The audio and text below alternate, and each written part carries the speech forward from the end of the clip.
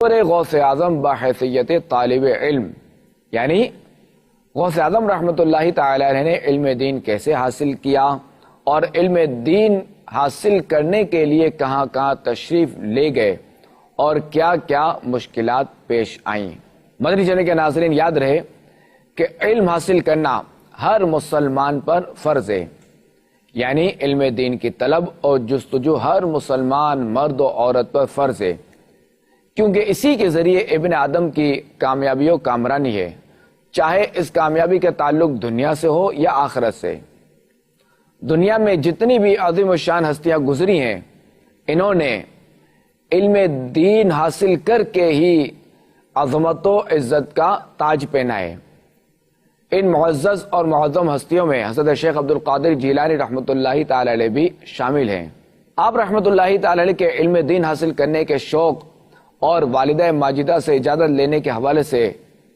ایک واقعہ سنتے ہیں۔ حضرت شیخ محمد بن قائد اوانی رحمۃ اللہ تعالی علیہ فرماتے ہیں کہ حضرت محبوب سبحانی غوث اعظم جیلانی رحمۃ اللہ تعالی علیہ نے ہم سے فرمایا کہ ایک مرتبہ بچپن میں حج کے دن مجھے جنگل کی طرف جانے کا اتفاق ہوا۔ میں ایک بیل کے پیچھے پیچھے چل رہا تھا کہ اس بیل نے میری طرف دیکھ کر کہا، یا عبد القادر ما لہذا خلقتا، یعنی عبد القادر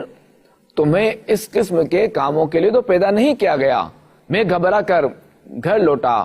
اور اپنے گھر کی چھت پر چڑھ گیا تو کیا دیکھتا ہوں کہ میدان عرفات میں لوگ کھڑے ہیں۔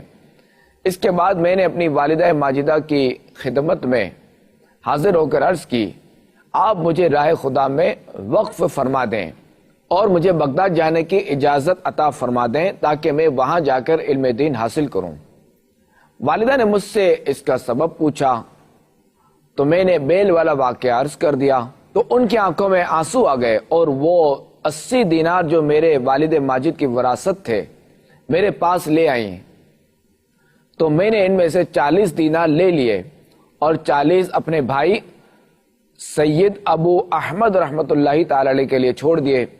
والدہ نے میرے حصے کے 40 دینار میری گدڑی میں سی دیے اور مجھے بغداد جانے کی اجازت عطا فرما دی، اور انہوں نے مجھے ہر حال میں راست گوئی اور سچائی کو اپنانے کی تاکید فرمائی،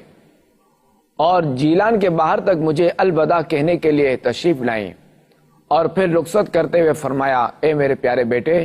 میں تجھے اللہ کی رضا اور خوش نودی کی خاطر اپنے سے جدا کرتی ہوں، اور اب مجھے تمہارا منہ قیامت کو ہی دیکھنا نصیب ہوگا۔ شارح بخاری امام ابن حجر عسقلانی رحمۃ اللہ تعالی علیہ فرماتے ہیں کہ سیدنا غوث اعظم رحمۃ اللہ علیہ کے زمانے میں بغداد مسلمانوں کا علمی و تعلیمی مرکز ہوا کرتا تھا۔ حضور غوث پاک رحمۃ اللہ تعالی علیہ کو یہ خواہش پیدا ہوئی کہ اپنی والدہ کی اجازت سے تحصیل علم دین کے لیے بغداد تشریف لے جائیں، کیونکہ آپ کی والدہ کی بھی یہی خواہش تھی کہ آپ علم دین حاصل کریں۔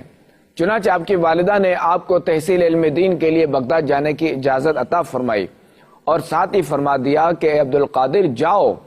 اللہ کے دین کا علم حاصل کرو، اس کے عطا کیے ہوئے علوم کے ذریعے اس کے دین کی خدمت کرو۔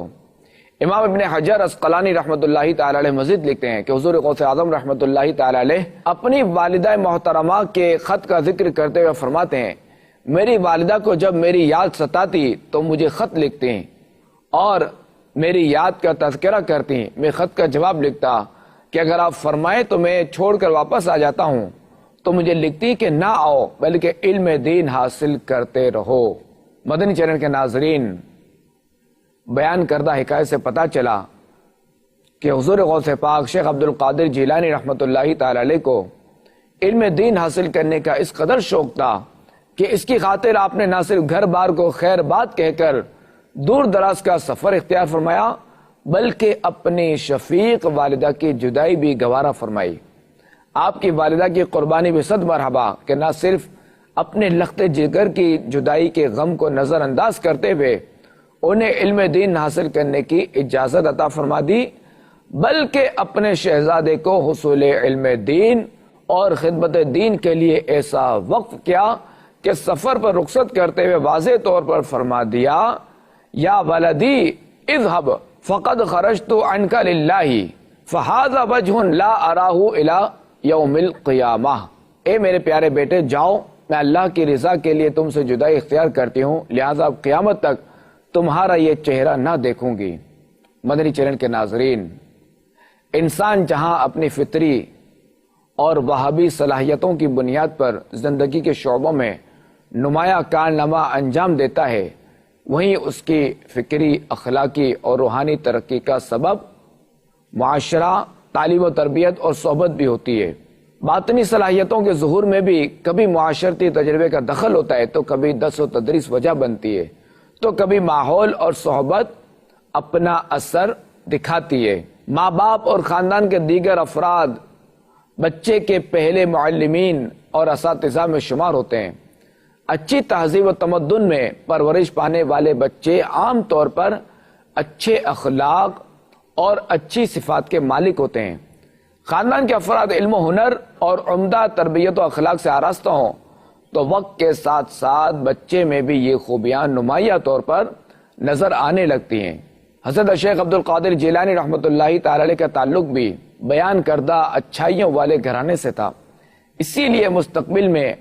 آپ رحمۃ اللہ تعالی علیہ ایک مہذب و بہترین تربیت یافتہ شخصیت بن کر روشن ستارے کی طرح چمکے۔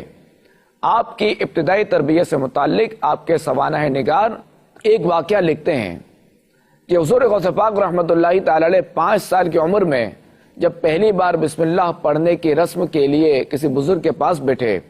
تو اعوذ باللہ اور بسم اللہ پڑھ کر سورہ فاتحہ اور پھر الف لام میم سے لے کر 18 پارے پڑھ کر سنا دیے۔ ان بزرگ نے کہا بیٹے اور پڑھیے۔ فرمایا بس مجھے اتنا ہی یاد ہے، کیونکہ میری ماں کو بھی اتنا ہی یاد تھا، جب میں اپنی ماں کے پیٹ میں تھا اس وقت وہ پڑھا کرتی تھی، میں نے سن کر یاد کر لیا تھا۔ حضور غوث پاک رحمۃ اللہ تعالی علیہ بھی چھوٹے ہی تھے کہ آپ کے والد محترم حضرت سید شیخ ابو صالح موسیٰ جنگی دوست رحمۃ اللہ تعالی علیہ انتقال فرما گئے۔ آپ کے نانا جان حضرت عبداللہ سومعی رحمۃ اللہ تعالی علیہ نے آپ کی پرورش فرمائی، جو کہ جیلان شریف کے مشائخ میں سے تھے اور نہایت متقی و پرہیزگار ہونے کے علاوہ صاحب فضل و کمال بھی تھے۔ انہی سے حضور غوث پاک رحمۃ اللہ تعالی علیہ نے ابتدائی تعلیم و تربیت حاصل کی۔ پیران پیر روشن ضمیر حضرت شیخ عبد القادر جیلانی رحمۃ اللہ تعالی علیہ نے اپنی جوانی میں ہی علم دین کے حصول کی طرف خصوصی توجہ دی۔ انہوں نے بغداد میں کئی بزرگ علماء اور صوفیاء سے تعلیم حاصل کی۔ ان دنوں شہر بغداد بہت بڑا علمی مرکز تھا، وہاں کا مدرسہ نظامیہ اور مدرسہ احناف کی ہر طرف شہرت تھی۔ بغداد میں محدثین بھی موجود تھے، مفسرین بھی موجود تھے، فقہا بھی جلوہ فرما تھے اور عرفاء و صوفیاء بھی مسند نشین تھے، فلاسفہ بھی تھے اور شعراء اور ادباء بھی تھے، سیرت و سوانح نگار بھی رونق افروز تھے اور تاریخ نویس بھی۔ اسی لیے مطلع شانیان علم دور دراز شہروں، قصبوں اور علاقوں سے علم کی پیاس بجھانے کے لیے یہاں آتے تھے۔ سن 485 ہجری میں سلطان نظام الملک سلجوقی کی شہادت کے بعد ملکی حالات خراب ہونے لگے۔ مملکت اسلامیہ میں خانہ جنگی کی صورتحال تھی، دلوں سے سکون رخصت ہو چکا تھا، شہروں میں امن و امان کی جگہ افراتفری اور فتنہ انگیزی نے جگہ لے لی تھی، راستے پرخطر تھے، مسافروں کے جان و مال کی حفاظت کا کوئی بندوبست نہیں تھا، اہل قافلہ منزل مسوق تک پہنچنے سے پہلے ہی مال و اسباب سے خالی ہو جاتے تھے، جبکہ دوسری طرف حضور غوث پاک رحمۃ اللہ تعالی علیہ کے سینے میں علم کی طلب بھڑک اٹھی تھی، آپ اس کو مزید بڑھانا چاہتے تھے۔ اس لیے سن 488 ہجری میں اپنی والدہ ماجدہ سے اجازت لے کر شہر بغداد کی طرف قافلے والوں کے ساتھ رخت سفر باندھ کر شریک ہو گئے اور مشکلات و آزمائش کا سامنا کرتے ہوئے 18 سال کی عمر میں بغداد پہنچ گئے۔ جب آپ رحمت اللہ تعالی علیہ بغداد میں داخل ہوئے تو وہ برسات کی ایک سخت رات تھی۔ پھر آپ رحمت اللہ تعالی علیہ جس گھڑی شیخ حماد بن مسلم دباس رحمت اللہ تعالی علیہ کی خانقاہ پہنچے، دروازہ بند ہو چکا تھا اور چراغ بجھ گئے تھے، دخول خانقاہ کی کوئی سبیل نظر نہ آئی۔ برسات کی یہ سخت رات آپ رحمت اللہ تعالی علیہ کو دروازے پر ہی گزارنی پڑی۔ صبح ہوئی، خانقاہ کا دروازہ کھلا اور آپ رحمت اللہ تعالی علیہ اندر داخل ہوئے۔ مدنی چینل کے ناظرین، دیکھا جاتا ہے کہ بچپن میں عموماً بچے کھیل کود کی طرف راغب ہوتے ہیں اور پڑھائی سے دور بھاگتے ہیں، جبکہ ہمارے غوث پاک رحمت اللہ تعالی علیہ کی شان تو دیکھیے کہ بچپن ہی سے آپ کو کھیل کود سے کوئی رغبت نہ تھی، نہایت صاف ستھرے رہتے اور زبان مبارک سے کبھی کوئی کم عقلی کی بات نہ نکلتی تھی۔ اپنے لڑکپن کے متعلق خود ارشاد فرماتے ہیں کہ عمر کے ابتدائی دور میں جب کبھی میں لڑکوں کے ساتھ کھیلنا چاہتا تو غیب سے آواز آتی تھی کہ لہو و لعب یعنی کھیل کود سے باز رہو، جسے سن کر میں رک جایا کرتا تھا اور اپنے گرد و پیش پر نظر ڈالتا تو مجھے کوئی کہنے والا دکھائی نہ دیتا، جس سے مجھے دہشت سی معلوم ہوتی۔ میں جلدی سے بھاگتا ہوا گھر آتا اور والدہ کی آغوش محبت میں چھپ جاتا تھا۔ اب وہی آواز میں اپنی تنہائیوں میں سنا کرتا ہوں۔ اگر مجھے نیند آتی ہے تو فوراً میرے کانوں میں آ کر مجھے متنبہ خبردار کر دیتی ہے کہ تم کو اس لیے نہیں پیدا کیا گیا کہ تم سویا کرو۔ حضرت سیدنا شیخ عبد القادر جیلانی رحمت اللہ تعالی علیہ کے علم دین حاصل کرنے کا انداز بڑا نرالا تھا۔ آپ کے شوق علم دین کا اندازہ اس بات سے لگائیے کہ آپ رحمت اللہ تعالی علیہ فرماتے ہیں کہ میں اپنے طالب علمی کے زمانے میں اساتذہ سے سبق لے کر جنگل کی طرف نکل جایا کرتا تھا، پھر بیابانوں اور ویرانوں میں دن ہو یا رات، آندھی ہو یا موسلادھار بارش، گرمی ہو یا سردی، اپنا مطالعہ جاری رکھتا تھا۔ اس وقت میں اپنے سر پر ایک چھوٹا سا امامہ باندھتا اور معمولی ترکاریاں کھا کر پیٹ کی آگ بجھاتا۔ کبھی کبھی یہ ترکاریاں بھی ہاتھ نہ آتی کیونکہ بھوک کے مارے ہوئے دوسرے فقراء بھی ادھر کا رخ کر لیا کرتے تھے۔ ایسے مواقع پر مجھے شرم آتی تھی کہ میں درویشوں کی حق تلفی کروں، مجبوراً وہاں سے چلا جاتا اور اپنا مطالعہ جاری رکھتا۔ پھر نیند آتی تو خالی پیٹ کی کنکریوں سے بھری ہوئی زمین پر سو جاتا۔ حضور غوث پاک رحمت اللہ تعالی علیہ اپنے زمانے طالب علمی کے بارے میں فرماتے ہیں، دوران طالب علمی میں زمانے کی جن سختیوں سے دو چار ہوا اور جن مشکلات کا سامنا کیا، وہ سختیاں اور مشکلات اگر کسی پہاڑ پر گزرتی تو وہ پہاڑ بھی پھٹ جاتا۔ یہ تو اس ذات بے نیاز عز و جل کا کام ہے کہ میں بعافیت